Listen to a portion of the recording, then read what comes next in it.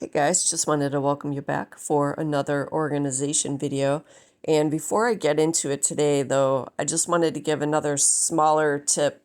If you didn't already know, rubbing alcohol removes permanent marker from hard plastic. So that's what I'm doing here. I'm going through and cleaning off the labels I had handwritten on these little containers.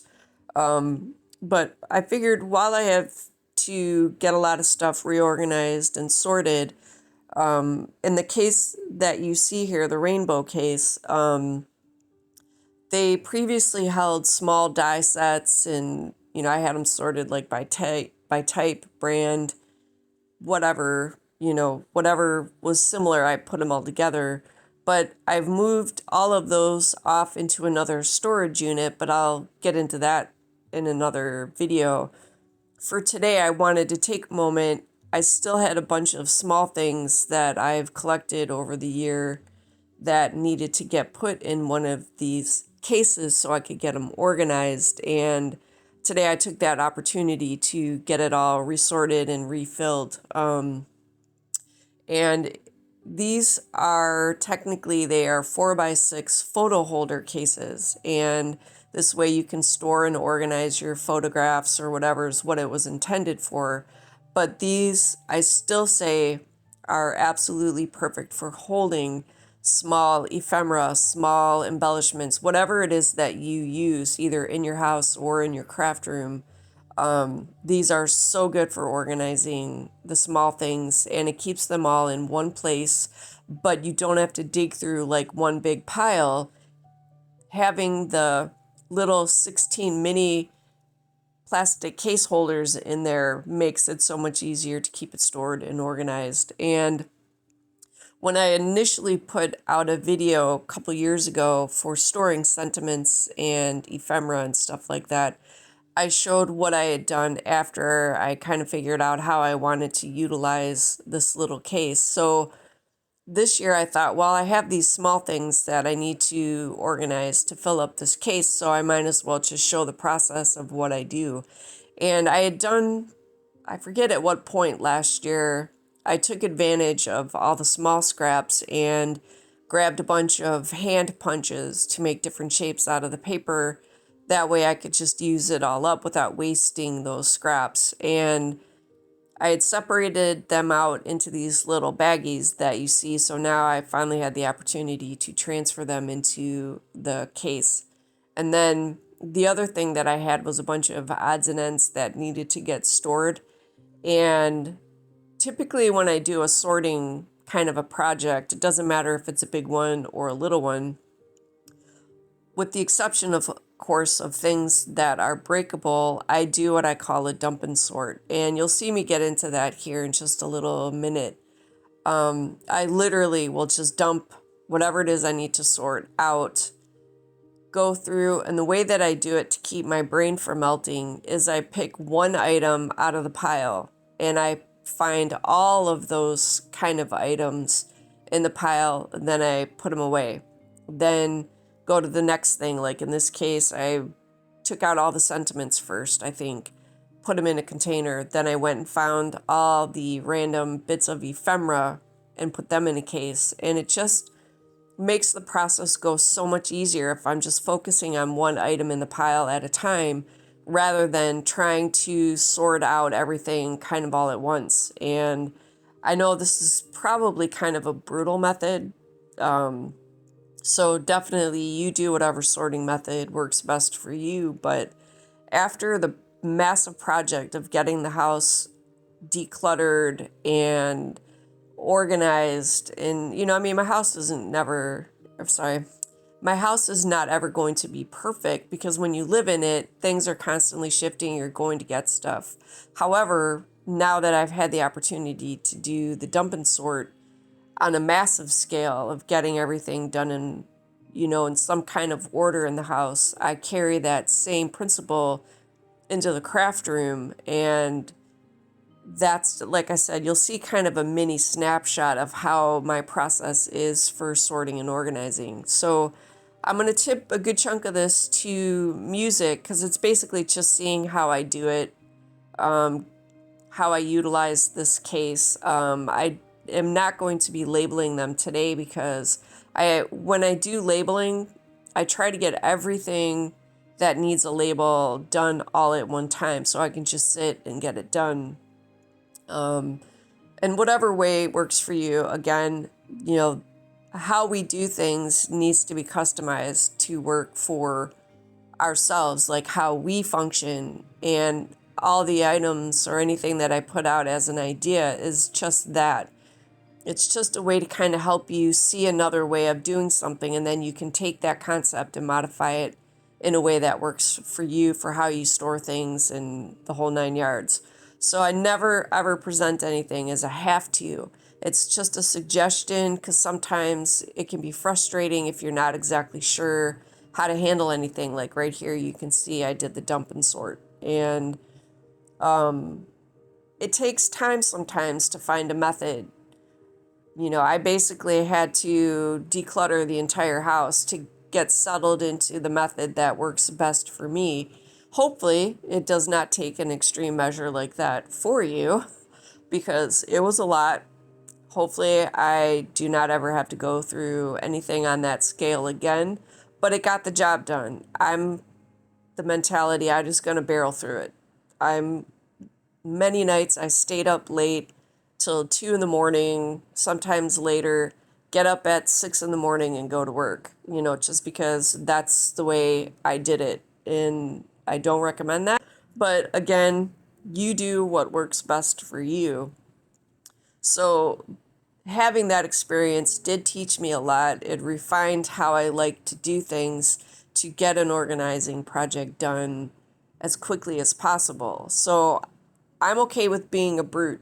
You, by all means, do not have to use that method. But in any case, I thought it would be fun to kind of show you the process of what I went through the first time. And again, I'm not going to label them today. I'll just come back at a later date with my label maker and sit down and have fun, just printing them out and getting everything finished off. But anyway, all right, like I said, I'm going to put the bigger part of this to music, and you can just kind of see how I do what I do. And then I'll probably chat a little minute to finish off the video. So hopefully this gives you some good tips and ideas to help you with what you need to do if you're struggling in your craft room, or maybe another way to do something if what you've been doing wasn't quite working the way that you needed it to. And yeah, so enjoy. Hopefully it helps, and I'll meet you back in a little bit.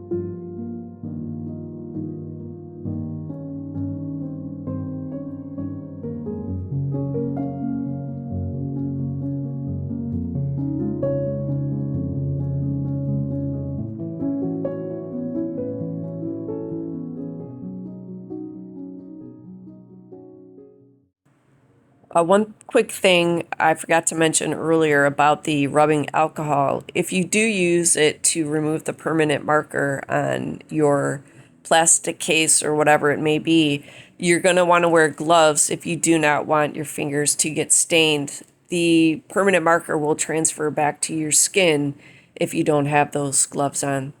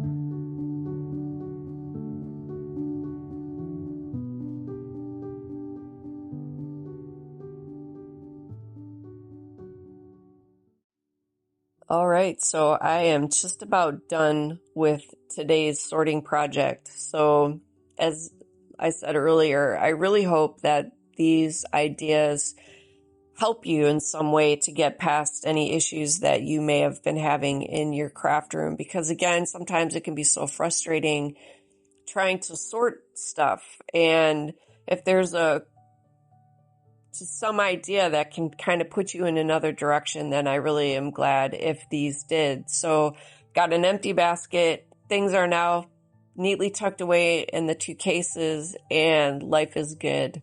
So thank you guys so much for watching. Take care, stay safe, and I will see you in the next video. If you're interested in some more content, here's a couple videos you might want to check out, and I will catch up with you in the next one.